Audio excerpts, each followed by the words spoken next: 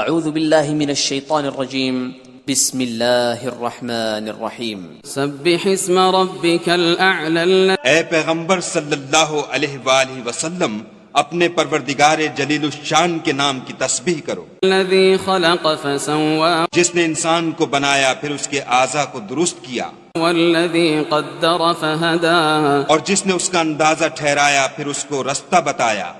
والذی اخرج المرعى اور جس نے چارہ اگایا فجعله غثاء احوى پھر اس کو سیاہ رنگ کا کوڑا کر دیا۔ سنقرئك فلا تنسى ہم تمہیں پڑھا دیں گے کہ تم فراموش نہ کرو گے إلا ما شاء الله إنه يعلم الجهر وما يخفى مگر جو خدا چاہے وہ کھلی بات کو بھی جانتا ہے اور چھپی کو بھی۔ ونيسرك لليسرى ہم تم کو آسان طریقے کی توفیق دیں گے، فذكر إن نفعت الذكرى سو جہاں تک نصیحت کے نافع ہونے کی امید ہو نصیحت کرتے رہو۔ سيذكر من يخشى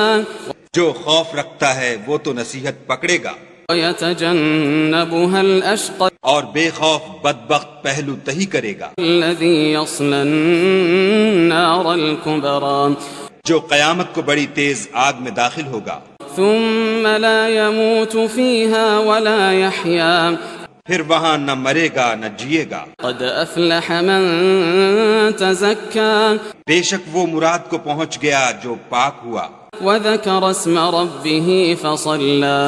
اور اپنے پروردگار کے نام کا ذکر کرتا رہا اور نماز پڑھتا رہا۔ بل تؤثرون الحياة الدنيا مگر تم لوگ تو دنیا کی زندگی کو اختیار کرتے ہو، والآخرة خير وأبقى حالانکہ آخرت بہت بہتر اور پائندہ تر ہے۔ إن هذا لفي الصحف الأولى یہی بات پہلے صحیفوں میں مرقوم ہے، صحف إبراهيم وموسى یعنی ابراہیم اور موسیٰ کے صحیفوں میں۔